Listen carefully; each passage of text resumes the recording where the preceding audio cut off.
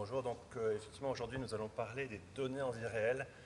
Je vais quand même souvent parler de Real World Data, c'est un petit peu plus simple, et aussi de Real World Evidence, parce que les traductions ne sont pas toujours forcément très utilisées. Et quelle place en oncologie? Finalement, c'est des sujets qui s'appliquent à d'autres domaines que l'oncologie. Et donc pour commencer le plan, on va d'abord parler de ces fameux fossés qu'on appelle souvent des gaps entre les essais cliniques et la vie réelle et les décrire. Je pense que comme introduction, ça va vraiment vous faire voir l'importance des données de la vie réelle, qu'on va définir ensuite un peu plus précisément. On va parler aussi des populations qui sont exclues des essais cliniques systématiquement et comment on les traite. Et là, les données de la vie réelle peuvent être très très intéressantes. Est-ce que les données de la vie réelle peuvent remplacer les essais cliniques? C'est un sujet qui est débattu, qui est très hot topic, on pourrait dire. La conclusion, c'est probablement que non, mais il y a des pistes très intéressantes. Les essais pragmatiques, définition, avantages et défis, qui sera l'introduction à la conclusion. J'aurai une slide sur l'intelligence artificielle. J'ai hésité à la mettre, mais je me suis dit qu'il y en aurait dans les questions, donc c'est difficile de ne pas parler d'intelligence artificielle en 2025. Et enfin, des conclusions. Qu'est-ce que sont ces fameux fossés, gaps, les différences entre ce qu'on voit dans les essais cliniques et dans la vraie vie? Alors, je crois qu'on va être accompagné par les travaux, ça c'est la vraie vie. Dans les essais cliniques, ce ne serait peut-être pas le cas. Je vais d'abord prendre l'exemple de l'essai Sharp. L'essai Sharp, c'est un essai clinique très impressionnant dans le carcinome hépatocellulaire, donc des personnes qui avaient un carcinome hépatocellulaire avancé. Première ligne, et finalement, pendant des décennies, il y avait très peu de progrès. Et en 2008, il y a cet essai qui en fait, compare le sorafenib, la courbe jaune, au placebo, la courbe grise. Et vous voyez qu'on passe de 8 mois à 11 mois de médiane de survie. Alors c'est impressionnant pour un oncologue, je sais que ces différences de médiane qui sont parfois de quelques mois sont aussi parfois débattues, mais à cette époque-là, en 2008, ça a fait la plénière de l'ASCO, c'était vraiment un résultat très très probant, puisque ça faisait très longtemps qu'on n'avait pas eu de bénéfice chez ces personnes avec cancer hépatocellulaire avancé. Donc souvenez-vous, 8 mois dans le placebo, 11 mois avec le nouveau médicament. Et bien quelques années plus tard, dans la vraie vie, aux États-Unis, on a regardé les patients qui recevaient ce médicament-là dans la vraie vie, et ce qu'on a trouvé, c'est que la médiane de survie, que les gens reçoivent ou ne reçoivent pas le traitement, était la moitié de la médiane du groupe placebo de ces cliniques. On était autour de 4 mois.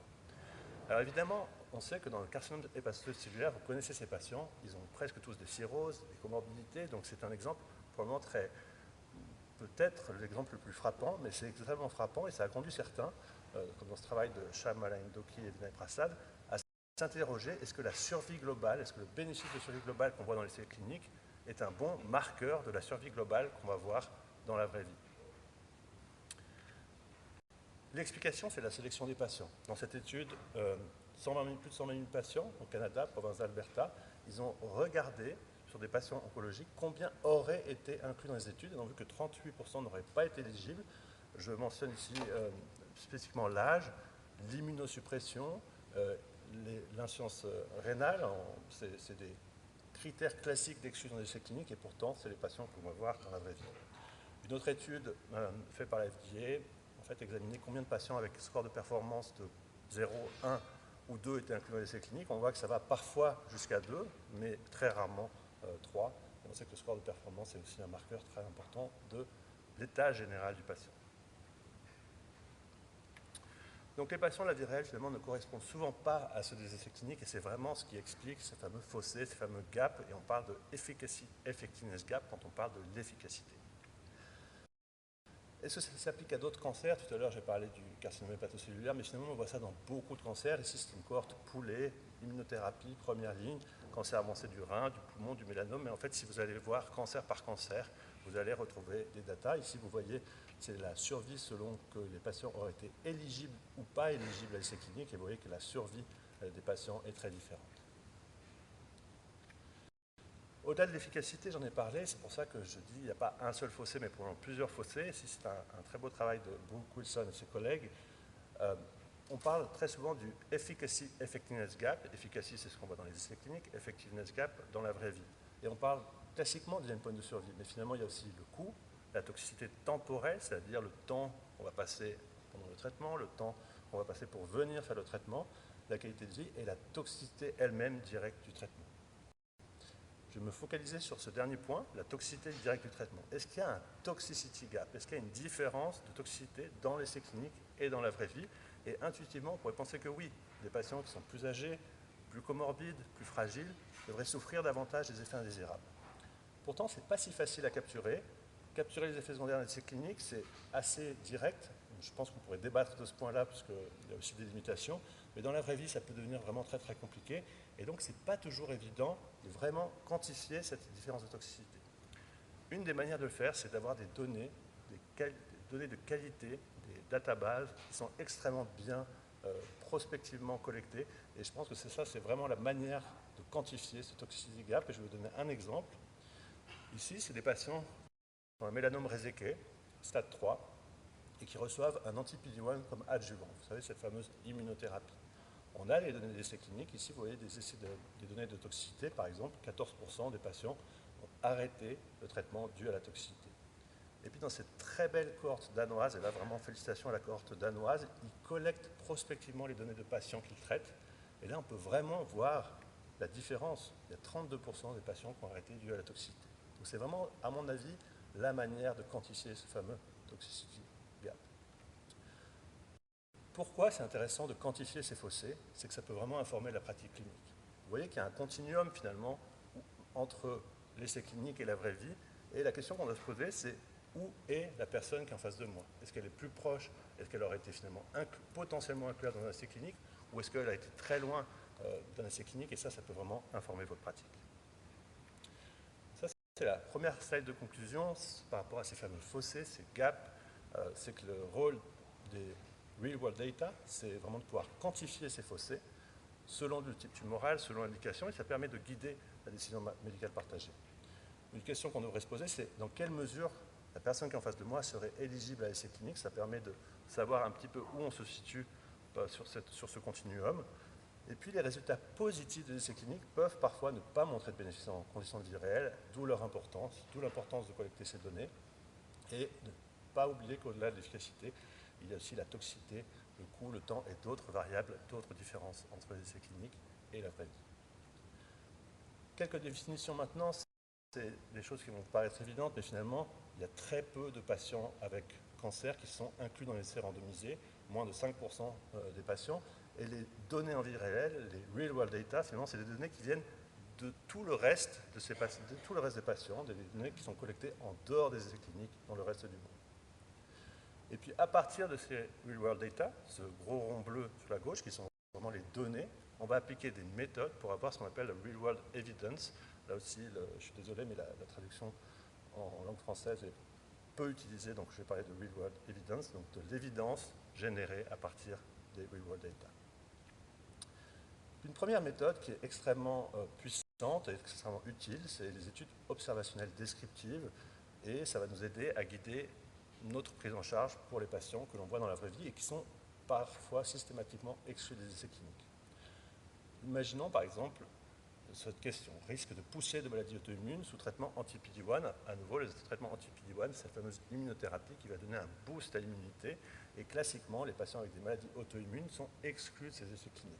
Eh bien, juste en décrivant finalement ce qui s'est passé dans la vraie vie, puisque dans la vraie vie, ces patients-là ont été traités, et vous voyez par exemple en haut, des patients qui avaient une polyalgie rheumatica, plus de 70% de risque de flair, de risque de poussée, et donc ça guide déjà votre pratique. Vous savez, basé sur des études observationnelles, le risque que vous avez d'avoir un flair. Et puis maintenant, on va passer à la question remplacer les essais cliniques. Et là, on va parler de méthodes un peu plus poussées. Rassurez-vous, je ne vais pas aller dans des détails trop complexes, mais finalement là, vous allez essayer de comparer des stratégies basées sur des real-world data. On va d'abord parler du propensity score matching, on appelle appariement sur le score de propension, mais en fait, vous avez une cohorte d'intérêt, une cohorte de votre vraie vie, que vous essayez de comparer à un contrôle externe qui peut être aussi des données que vous avez, ou alors des données historiques, par exemple. Et puis, ces scores de propension vont être calculés à l'aide d'un modèle qui prédit la probabilité de recevoir un traitement spécifique. Et grâce à ce modèle, vous allez pouvoir apparier, matcher des personnes. Une des problématiques de cette méthode, c'est que vous allez exclure les personnes que vous n'arrivez pas à matcher. Ça, c'est une limitation de cette méthode, exclusion de patients. Comment on peut contourner cette méthode? On peut utiliser d'autres méthodes. ici, je prends juste l'exemple de la pondération par la probabilité inverse de traitement, en anglais Inverse Probability of Treatment Weighing, des choses que vous voyez très souvent dans beaucoup d'études. Là, la force de cette technique, c'est qu'on va appliquer un poids à chaque personne dans chaque groupe. Finalement, vous pouvez retenir tous les patients et vous n'avez pas besoin d'exclure, vous allez vraiment équilibrer les groupes sans besoin de matcher. Alors maintenant, venons aux limites de ce genre de technique et du matching en général. Je vais prendre un exemple très fameux, mais je pense très parlant. Imaginons que vous avez un homme, né en 1948, il a grandi en Grande-Bretagne, marié 2 fois, il vit dans un château, il est riche et connu. Ça vous fait penser à quelqu'un? C'est le prince Charles. Mais c'est aussi Ozzy Osbourne. Ils ont les mêmes caractéristiques et vous voyez que ce sont 2 personnages très différents. Et ça, c'est le problème de mesures, de variables qui ne sont pas mesurées dans la vraie vie et que vous allez potentiellement rater. Par exemple, ici, vous voyez la cravate du prince Charles ou la croix de Ozzy Osbourne, et c'est vraiment ces variables non mesurées, et vous pouvez avoir des matchs, finalement, où vous n'avez pas capturé toutes ces variables. Autre limite, quand les interventions marchent trop vite. Dans cet article de Manima Udine et Vinay Prasad, ils ont montré que justement quand vous avez une intervention où dès le temps zéro, vous avez une taille d'effet importante, ça manque de plausibilité. Il faut interroger ce résultat. On voit que ça va être lié souvent à des biais de sélection. On a sélectionné une cohorte différente. Parfois même récemment, j'ai vu dans un article du JAMA Network Open où l'intervention fonctionne même avant le temps zéro, ce qui est totalement implausible. Donc ça peut se voir avec les groupes historiques, mais aussi avec les études matchées. Je vais vous donner un exemple en oncologie. En oncologie, on a le tebentafusp, Asma est là, le tebentafusp qui dans les mélanomes UVO est un nouveau traitement très, très important qui est devenu le standard of care en première ligne et se pose la question de sa comparaison à nivolumab, ipilimumab. Ici, je fais juste un disclaimer, ce n'est pas les real world evidence. On a pris une cohorte, la cohorte rouge. Ils ont pris des patients traités par ipilimumab, nivolumab dans un autre essai clinique.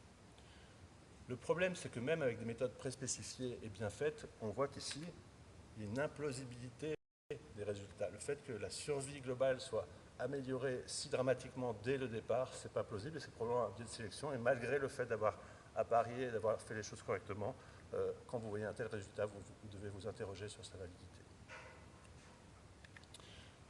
Maintenant, je vais parler d'un autre biais et vous montrer une étude de cas qui me paraît intéressante. La question, finalement, c'est est-ce que dans la vraie vie, quand vous trouvez le même résultat que ce que vous avez dans l'essai clinique, est-ce que ça confirme l'essai clinique? Et on va parler de ce qu'on appelle le biais de confusion lié à l'indication. Je vais passer la slide pour vous montrer vraiment l'exemple, à quoi ça peut correspondre. La question ici, c'est est-ce que le IPI niveau, c'est une double immunothérapie, dont on sait qu'elle est beaucoup plus toxique que le niveau seul, et qui est très efficace chez les personnes qui ont des mélanomes avancés métastatiques, est-ce que le IPI niveau est supérieur au nivolumab? C'est une question qui traverse la littérature. Je ne vais pas rentrer dans tous les détails, mais c'est un bon exemple, à mon avis, de ce fameux biais de confusion lié à l'indication, ce qu'on appelle compounding by indication. En gros, si on doit résumer, à gauche, toute la question, c'est que vous allez avoir la condition du patient va entraîner un traitement différent. Un patient, par exemple, qui sera en meilleure condition, vous allez peut-être le traiter avec la double immunothérapie, alors qu'un patient qui sera peut-être en moins bonne condition, vous n'allez pas oser lui donner la double immunothérapie, vous allez plutôt lui donner la simple immunothérapie. Vous allez voir peut-être des meilleurs outcomes chez les gens qui ont eu la double immunothérapie, mais est-ce que ces outcomes sont liés au traitement ou est-ce que sont liés à la condition de base du patient? C'est ça le biais de confusion lié à l'indication. C'est que finalement, l'outcome que vous observez n'est pas forcément lié à l'exposition, mais plutôt à l'état de base de la personne. Prenons à nouveau l'exemple IPI-niveau. À gauche, patient avec meilleures conditions de base va être exposé à l'IPI-niveau, alors qu'à droite, worst condition va être exposé au nivolumab. À gauche, un meilleur outcome, à droite, un outcome moins bon, et on va conclure qu'IPI-niveau est meilleur que nivolumab. Ça, c'est par exemple ce qu'on peut voir dans la vraie vie, et c'est ce qu'on a vu dans une cohorte de la vraie vie, pas loin d'ici, publiée, et on a vraiment vu que IPI-niveau était meilleur que nivolumab. OK. Et c'est très proche de l'essai clinique. C'est ça qui va nous interroger ici. Et l'essai clinique, ici, vous le voyez, on a le même résultat.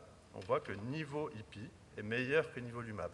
Alors on pourrait se dire, bon, on a un essai clinique, puis c'est répliqué dans la vraie vie, alors c'est bon, c'est sûr que c'est solide. Là, le message, c'est qu'il faut toujours revenir à l'essai clinique lui-même. Dans l'essai clinique, il y avait une problématique, selon moi, c'est que finalement, les patients qui ont reçu le nivolumab ont eu un accès restreint à l'ipilimumab au moment de la récidive. On voit qu'il y a 23,4% des patients, il faut vous concentrer sur la partie rouge ici, qui n'ont pas reçu l'ipilimumab, probablement parce qu'ils étaient dans des pays où il n'y avait pas d'accès à ce médicament pour les gens qui récidivaient.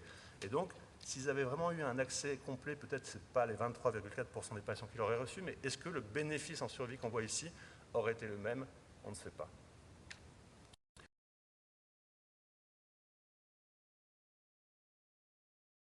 Et finalement, la conclusion de ça, c'est que vous pouvez avoir des résultats qui semblent similaires, mais qui sont guidés par des biais ou des limitations différentes dans l'essai clinique. Ça peut être l'accès limité à l'ipilimumab lors de la progression. Dans la vraie vie, c'est peut-être un biais de confusion et l'indication. Et donc, il faut être attentif à ça et que les real-world evidence ne confirment pas automatiquement les résultats d'un essai clinique, mais qu'il faut toujours se référer à l'essai clinique Princeps pour contextualiser les résultats. Enfin, je vais parler très rapidement ce qu'on appelle l'émulation d'essais cliniques. C'est une méthodologie très intéressante, développée notamment par Miguel Hernan, le Target Trial Emulation Framework. Ici, c'est encore une manière d'explorer les données de la vraie vie, mais où on va faire un protocole avant même de regarder ces données. Donc c'est, je pense, là la vraie force de ce framework, c'est de faire un protocole et ensuite on va appliquer ce protocole aux données de la vraie vie. Et donc ça évite notamment ce qu'on appelle le p-hacking ou data dredging, c'est le fait de regarder les données dans de multiples angles jusqu'à trouver votre p-value qui va faire que vous allez publier votre résultat. Là, non, avec un protocole préspécifié, vous n'allez pas faire ça. Je ne vais pas rentrer dans le détail, c'est intéressant, il y a eu des données empiriques pour voir si le Target Trial Emulation Framework était entre guillemets aussi bien ou répliquer les données des essais cliniques. Ce n'est pas 100% du tout de concordance, mais c'est quelque chose d'intéressant et notamment quand on ne peut pas faire l'essai clinique, ça peut donner des datas intéressantes. Donc, pour conclure sur cette question, est-ce que les données de la vraie vie pourraient remplacer les essais cliniques? En gros, est-ce que c'est bien pour comparer différentes stratégies? Je pense qu'il y a quand même des limitations, notamment même en incluant toutes ces variables dans les modèles d'appariement ou de pondération, vous avez toujours le risque d'avoir des variables résiduelles qui ne sont pas mesurées et qui sont réparties de manière inéquilibrée. C'est vraiment la force de la randomisation de pouvoir équilibrer toutes les variables, celles que vous voyez et celles que vous ne voyez pas. À cause du biais de sélection, et notamment ce biais de sélection, par exemple, confounding by indication, vous allez tendre à favoriser des interventions plus agressives dans vos résultats liés à la vraie vie. Pourquoi? Parce que, par exemple, vous allez plus facilement, par exemple, opérer agressivement quelqu'un qui a une meilleure condition de base. Et donc, ça va être un biais classique qu'on va retrouver dans les real-world data. Et enfin, l'émulation d'essais cliniques, des données intéressantes, mais la randomisation reste dans le standard. En tout cas, ça, c'est mon standpoint. Enfin, un mot sur les essais pragmatiques, parce que je pense que c'est peut-être une des solutions à pas mal de questions qu'on se pose. Il y a même un débat, des gens disent que les essais pragmatiques, c'est des real-world evidence. C'est plus un point philosophique, mais qu'est-ce que sont des essais pragmatiques? C'est des essais cliniques avec très peu de critères d'inclusion-d'exclusion et donc sont très proches de la vie réelle. Ici, c'est un papier récent de l'ERTC où ils ont vraiment montré les différences entre l'essai pragmatique à droite et l'essai, ils appellent ça explanatory à gauche, qui sont en fait les essais cliniques classiques publiés. Et on voit que dans les essais pragmatiques, vous allez inclure finalement des patients très divers, représentatifs, souvent très peu de limites de comorbidité, d'âge, etc. On va donner l'intervention selon la pratique quotidienne et on va souvent mesurer direct measures of clinical benefit, ça va être souvent la survie dans les endpoints principaux. Et il y a une reconnaissance quand même du besoin de ces essais pragmatiques, des essais qui seraient moins chers et qui seraient vraiment applicables, plus applicables à la vraie vie et qui vont finalement limiter ces fossés avec la vie réelle. Et puis la randomisation, encore une fois, reste le gold standard pour isoler l'effet d'une intervention et donc les essais pragmatiques sont des essais souvent randomisés et permettent de répondre à ces questions. Un des gros défis des essais pragmatiques peut se résumer avec cette question: quel financement pour les essais cliniques dans la vraie vie? Et une diapositive en oncologie, c'est comme ça. Je ne pense que ce n'est pas dans toutes les spécialités, mais je pense qu'il y a cette tendance de manière générale. Mais finalement, ici, vous voyez l'évolution du funding sur environ 50 ans. Et on vit vraiment dans un monde où la majorité des essais cliniques sont financés par l'industrie et l'industrie n'a pas d'incitation financière très importante à conduire ces essais pragmatiques.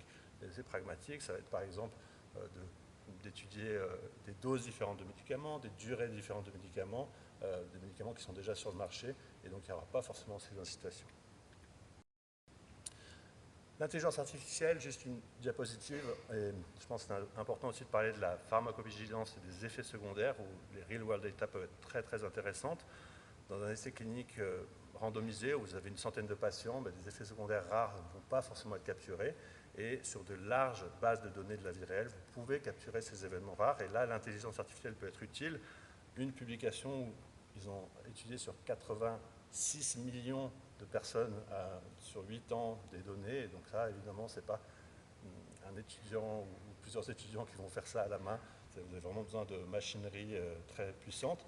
Et là, ça a permis de détecter des effets secondaires rares avec vraiment des seuils de signification statistique.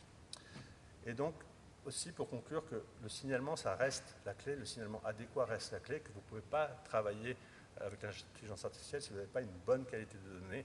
Et c'est là où je pense que l'intelligence humaine reste importante pour faire des signalements et des pharmacovigilance très précises. La conclusion générale, comme ça on aura un peu de temps pour les questions, le rôle des real-world data, c'est de quantifier ces fameux fossés entre la vie réelle et les essais cliniques. Où est le patient sur ce continuum, finalement, entre un monde idéalisé, une situation idéalisée et la vraie vie. Ça permet de guider des décisions médicales, notamment dans les populations exclues des essais cliniques, patients à insuffisance rénale, patients immunosupprimés, patients avec maladies de base qui font qu'ils ne sont pas inclus, détecter les effets secondaires rares. Les méthodes peuvent donner des résultats intéressants, les méthodes qui comparent les stratégies, mais attention à certains biais, la randomisation reste très importante, en tout cas dans la plupart des cas. Et puis les essais pragmatiques, je pense, sont une solution, mais très difficile à mener, en raison notamment du manque de financement. Je tenais à remercier deux personnes très importantes, professeur Alfredo Adeo, chef du service d'oncologie, qui est ici présent, professeur Vinay Prasad, avec qui j'ai beaucoup travaillé, je travaille en corps, bien qu'il soit nommé récemment directeur du CBR et CMO et CSO à la FDA. Mes patients, leurs proches, les collègues amis au HUG, commission d'éthique que j'ai rejoint depuis quelques années, Centre Lyon Bérard, avec qui on a une collaboration. Ici, c'est le nouveau logo de la SAKK, qui est le groupe suisse clinique, qui vient de changer de nom, Swiss Cancer Institute. Et puis, vous pouvez aller regarder le site de recherche, quelques projets et mes contacts. Aussi, je voudrais faire un peu de promotion pour ce nouveau journal de l'ESMO, que j'ai le plaisir de coéditer avec ma collègue Armelle Dufresne. Et enfin, je vous remercie pour votre attention en vie réelle et je suis prêt pour les